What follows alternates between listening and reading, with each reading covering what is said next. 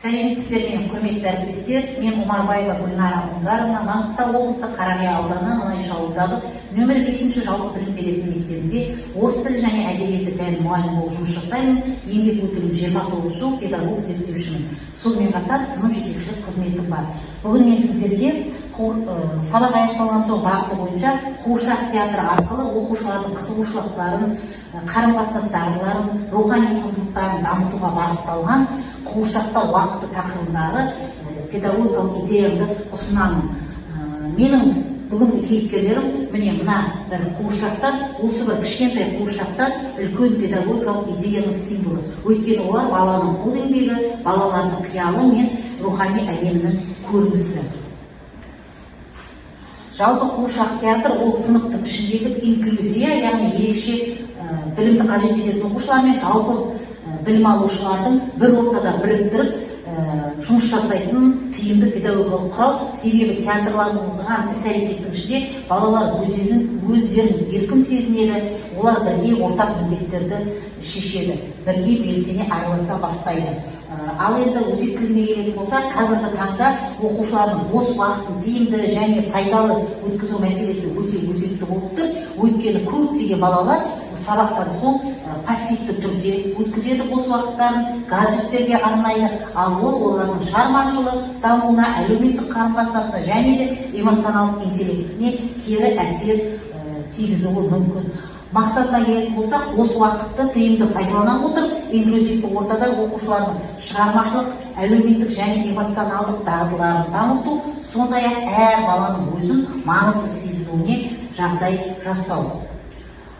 Жалпы жаңа айтып кеткендей, оқушы өзінің бос уақытын тек қана ойындармен көңілді өткізбеу керек. Сонымен қатар олар осы уақытын пайдалы іс-әрекетке арнау керек.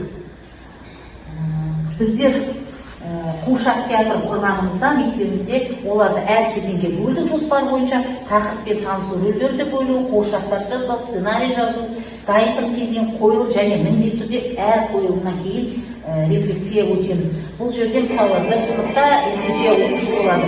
Сол оқушы біздер кәдімгі білім алушылармен бірге қосып жұмыс жасаймыз. Үйде қалған қалдықтар, мата болсын, жаңағы әртүрлі қасықтар болсын, қағаздар болсын, соларды міне жасап қуыршақ жасайды. Мынау енді дайындық кезеңі. Бұл театрдың ішінде бізде еркін оқушылар да бар, және керісінше олимпиадаға қатысып жүрген дарынды оқушыларымыз да бар. Енді жаңа айтқан инклюзив оқушыларды қатыстыру үшін біздер диагнозына қарай бөлеміз. Мысалы, есту қиындығы бар оқушылар ол дыбыссыз пантомималар немесе қимыл арқылы, жаңағы желдің дауысы салынса, зейін ауытқуы бар оқушылар олар қысқа сөздерді, қайталанатын сөздерді айтады. Тіл кемістігі бар оқушылар дыбысты алдын ала жазу арқылы жүзеге асады. Моторика қиындығы бар болса, егер бізде ондай оқушы жоқ, бірақ егер бар болған жағдайда қасындағы жұртпен қуыршақты бірге басқарады. Ал дарынды оқушылар олар әрине сценарий жазады және сол жерде режиссер болады. Енді қандай бұл жерде қабілеттер артады? Шығармашылық қабілет, жаңағы сценарий жазу, қуыршақ дайындау, командалық жұмыс, топпен бірге жұмыс жасау, эмоциялық интеллект, жаңағы балдар сахнада шығып эмоциясын көрсетеді, және достық, адамгершілік, олар жаңа айтқан біздегі тәрбие бағдарламасына байланысты адал ұрпақ қалыптасады. Жаңашылдығына келетін болсақ, бұл жерде дәстүрлі қуыршақ театрына жасанды интеллект арқылы байланыс жасау. Мысалы, жаңағы дарынды оқушыларымыз бар, солар ChatGPT, Gemini сияқты платформалар арқылы сценарий жазу мүмкін, кейіпкерлерге сұрақ қойып, жауап алу мүмкін, және де pilot student әдісі арқылы оқушылар бұл жерде бір-біріне көмектесіп, достық қарым-қатынас қалыптасады. Күтілетін нәтиже оқушылардың әлеуметтік және достық дағдылары дамиды, өз-өзіне сенімдері артады, шығармашылық қабілеттері дамиды, адал азамат құндылықтары қалыптасады және бұл жерде бос уақыттарын тиімді және пайдалы өткізеді. Сонымен қатар мен ата-аналарға мынандай жаднама дайындап, оны таратқан болатынмын. Ол жерде біздің жобамыздың мақсаты, жобамыздың міндеттері жазылған.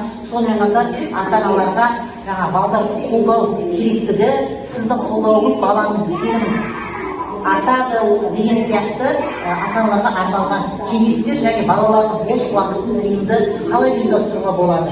Сондай нәрселер жазылған. Бұл ата-аналарға таратылды. Енді қазір сіздің назарыңызға оқушылардың қойған қойылымнан қысқаша үзінді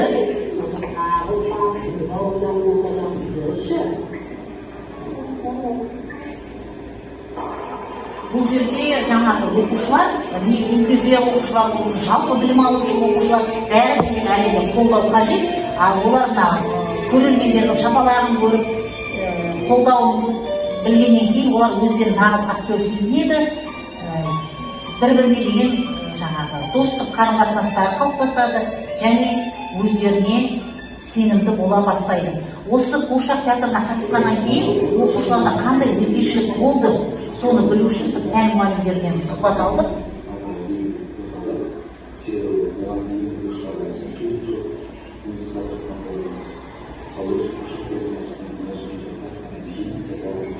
Келесі мұғалім.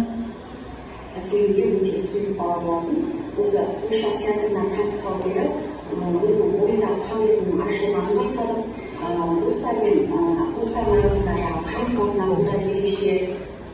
Енді тиімділігін алсақ, әрине бұл жерде сабақтан кейінгі уақыт тиімді пайдаланып, топпен жұмыс жасайды, шығармашылық белсенділік артады, инклюзивті орта қалыптасады, достық пен адамгершілік құндылықтар меңгеріледі. Жеке жетістіктер бұл жерде кейбір оқушылар алғаш рет сахнаға шыққаннан кейін үйренеді, сөйлеу бұзылыстары бар оқушылар репликаны сенімді айтады, ұялшақ оқушылар батылдық танытады, шығармашылық дағдылық қалыптасады, топтық, достық қарым-қатынас күшейеді және инклюзивті балалардың әлеуметтік бейімделуі әрине жақсарады. Қорыта келгенде біздер жалпы сабақтан кейінгі уақытты мәнді өткізудің тамаша үлгісі ол осы қуыршақ театрлары деп ойлаймыз. Себебі балалар жасаған қуыршақ олар балалардың еңбегі мен арманның бейнесі. Сол армандар осы өмірде орындалсын дейміз, өйткені әр бала өз әлемінің кейіпкері, ал сынып жетекші сол әлемге жарық беретін шамшырақ. Назарларыңызға рахмет.